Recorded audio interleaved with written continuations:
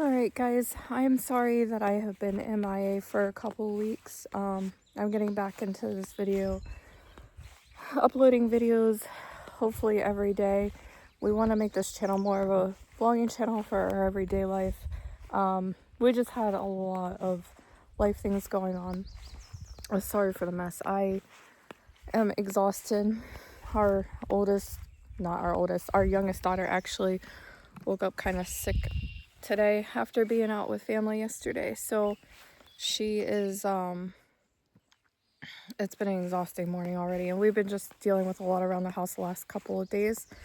Actually, the last couple of weeks. So today's an exhausting day. So we're just sitting and chilling in the house. But I thought I would come out here and just give an update on what has been going on. And what we have been doing and things that have been happening, which is why I've been MIA. Nonetheless, I'm just dealing with a lot of anxiety and stress, so I have been taking a little bit of a break to deal with that on the other end. But so just giving you this video is more for an update about what has been going on around the house, and I will get back into the videos now that things have calmed down a little more. So I want to show you what has been going on first before I show you anything. So we had a flood in the shop basement a couple weeks ago. West Virginia, and Maryland, southern parts, got pretty good amount of rain, and I think it was about 4 inches in one day, just non-stop downpour. So we didn't expect it to flood. I came out to get the chicken feed to feed the chickens at night, and we had over a foot of water in there. So I'll show you a little bit about that. It's cleaned up now, but I'll show you what we did and where the water line was. It was pretty a mess. We thought we really lost everything. Another update, I can show you that too. Unfortunately, this is very heartbreaking for me to even say. We lost our chickens, all of our chickens, the 2 that we hatched and the other 7 that we had. About 2 weeks ago we put them outside, 2.5 weeks ago. I'm gonna flip the camera around to show you what we had them in. Let me see. So we did get this run, and that's what we had the chickens in. If you look back there, that was actually completely enclosed. It was a complete box enclosed. They were out here. We didn't let them out until actually cut a hole in it until a week and a half later of putting them out here, because we wanted them to get used to being outside. So we had that in there with the heat lamp and everything. It was completely enclosed. Then my husband eventually put a hole in the side for them to come in and out. We thought we had the whole outside locked down. And then this past Friday, my daughter comes in, my oldest, because she comes out, once she gets up, she comes out and checks on them every morning. So she comes in to me and she goes, Mom, she goes, I think the chickens are gone. First, I didn't want to believe it, because I was like, oh no, like everything was good. Nothing was getting to them. They've been out here for 2.5 weeks. I came out and there was 3 gone in the yard, and the rest of them, we found feathers and blood trails, but the rest of them were just completely vanished. My husband did find raccoon hair, and we found raccoon poo in the yard, so we're thinking that's what it is, and raccoons are the #1 predators. After all the years of actually owning chickens, we never had this happen. This is the first time. We've been super anal about how we have everything set up, but yesterday he went in and he took more wire to the ground, made jagged edges on it, and we put logs in there to make sure that nothing could dig in. There's brick all around the outside, or the inside of the bottom. It was just one super tiny hole that we missed over here. and now it's patched up. So there's one super tiny hole over there that it got into and dug under, and it's heartbreaking. It's heartbreaking. My 4-year-old son right there wasn't supposed to come out and see, but he came out and he just lost it. He lost it completely, and now he's asking for his baby chickens again. And then our youngest daughter, which is 8, she's not in the dogs or in the cats or anything like that. She's more into chickens. She's always been attached to chickens. And what breaks my heart the most is a couple days prior to that, we let them out to run, and when they were out running, we were always out here. We never let them out of the pen to run the yard unless we were out back. They were playing out back or we were doing something, and that is the only time they were allowed out of the run. And then we would put them back in with food and everything, and they would stay around us, and they were always following her and keeping around her, and she just enjoyed it. So she had a really hard time for like a day and a half where it was tears, up all night, things like that. Now I'm grateful she didn't get to see them because it was very heartbreaking even for me to see that. So that kind of, I'm thankful on that end of it, but it's still hard. Yeah, we're trying to hatch. I'm so grateful for our landlords. They gave us more eggs to hatch from their hens. So we have 12.5 right now. We know not all of them are probably gonna hatch. So we got those in the incubator. They're due around June 16th to actually hatch. I am possibly looking at getting 2 turkeys. We did read up turkeys, geese, peacocks, and unfortunately a dog to be trained would be our ideal situation for that. But we kind of cut out the geese because they're very noisy, and the peacocks are very expensive, so we cut those out. So we're thinking about 2 turkeys to actually help protect and alert us. The other thing is too, we leave our bedroom's closer to the back, and we leave the window cracked, but we didn't hear anything that night. And I was out 2:30 that night before, 2:30 in the morning before I went to bed, and they were all good. I was always back here checking them. They were all good. So it had to happen between like 3 to like 7 a.m. We're thinking more probably between the 3 and 5, because obviously raccoons are more nocturnal and they don't usually come out during the day. So we're thinking that's when it happened. My husband did find a game trail. He walked back into the woods up there. There is a game trail that goes back in. He did find a couple dens. So he's been keeping an eye out every night now. We did try to bait them. They haven't come back, but we are hoping that we can bait them out and get them out. Unfortunately, again, it's sad. It's still heartbreaking. It still bothers me. So you can never replace an animal. You can always get others, but you can never replace, especially the 2 that we hatched. They were really sentimental to us. I mean, all of them were. We don't even butcher our chickens. Once they get to the age of not laying, we usually put them up for sale, and we say, hey, like, what you do with them is what you do with them. Just please don't let us know. Although us as adults, we know probably what's going to happen.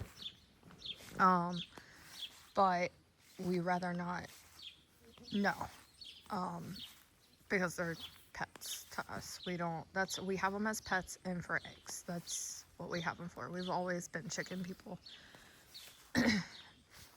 We were thinking too, this is all swampland right here.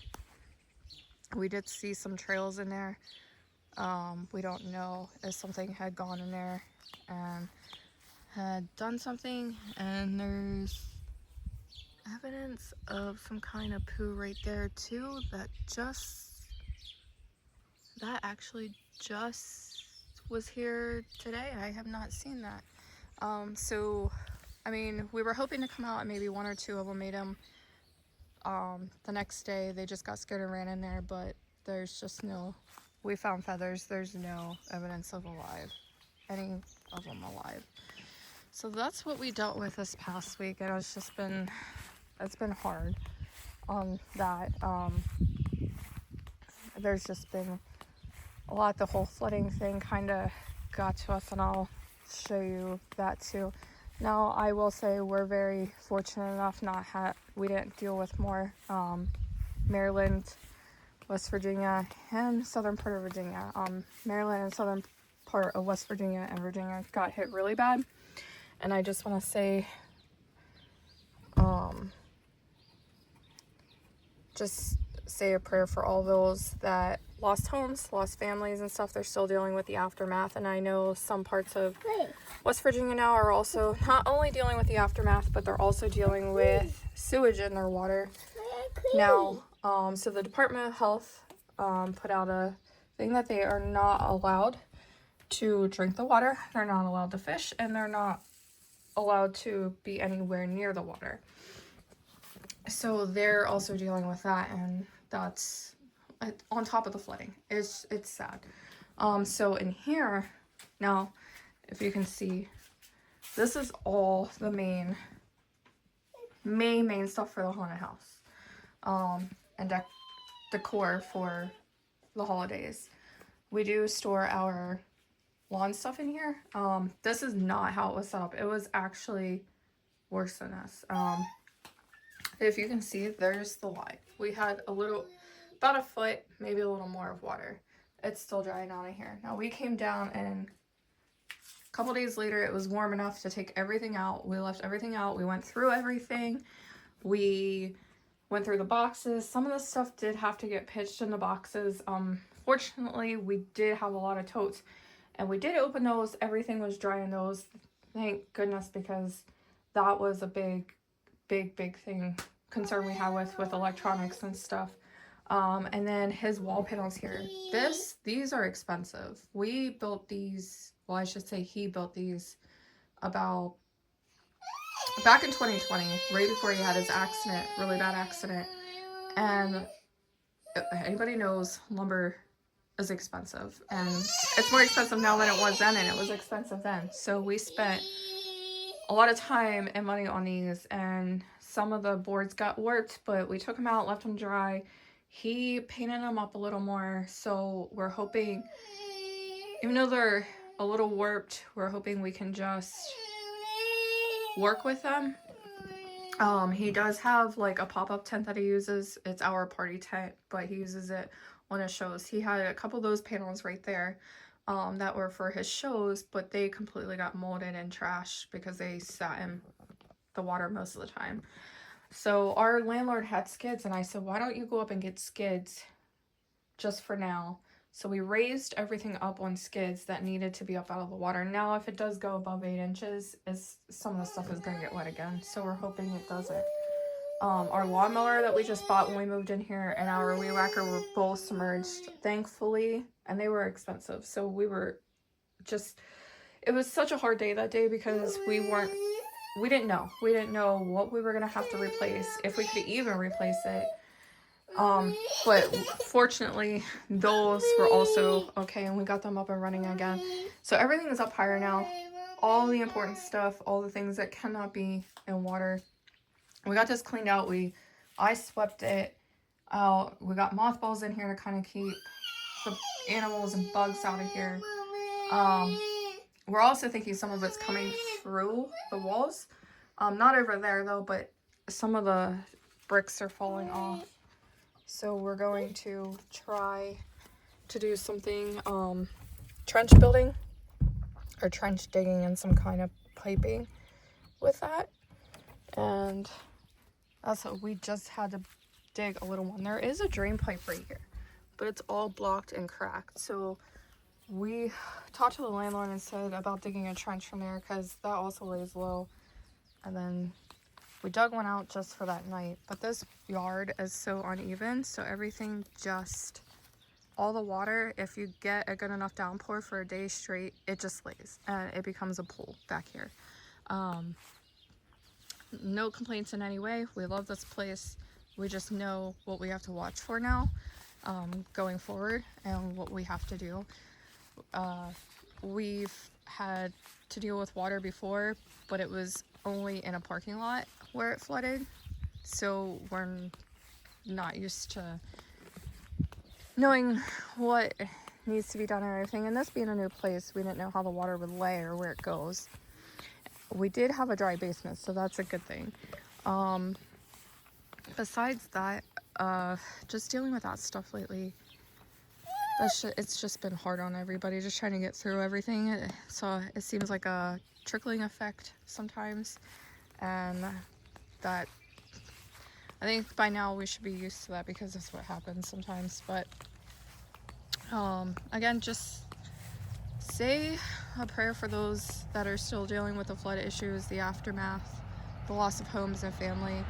I know they're still dealing with it. I heard it on the radio today. There's still a lot going on there.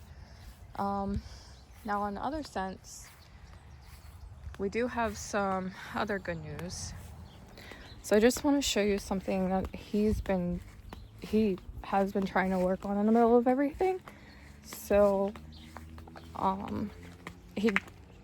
the other good news is, the one good news that we got out of this, he was able to get a website up and going. And we have been working and trying to get people to help us last, I don't know how many years with this, because we are not tech savvy when it comes to websites. I apologize. My son is scared of a lot of things, so he's having a crazy fit right now. So let me show you his new product. So here's something new he has done. And this isn't on the website yet, but he has more that he can do. He has plenty more that he's able to do. All that's done by hand. That's just a normal skeleton, and everything else he did. And it's nice to be able to live in the woods. He's able to get a lot of this stuff just off of our ground and make it look like that. And then here's another thing that he's done. I also did want to post a video. He does have, actually yesterday I was wearing it. He has, he doesn't have shirts available online, but he's willing to take orders for those too. But that is one, the website is one good thing that came out of it. You can go to his channel, Darkest Night Studios, and that actually has a lot of his product on it that he has. He's gonna be updating and putting more on there. I apologize. I'm trying to give you guys a good view of the field. I'm trying to lock his door.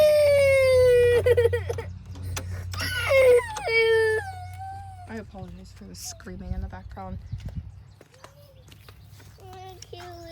I don't know how you guys are, or if you guys have kids, but my child is scared of every little bug. Our 4-year-old is. Every little tiny bug. That's why he's screaming in the background. He's just so scared of every little bug.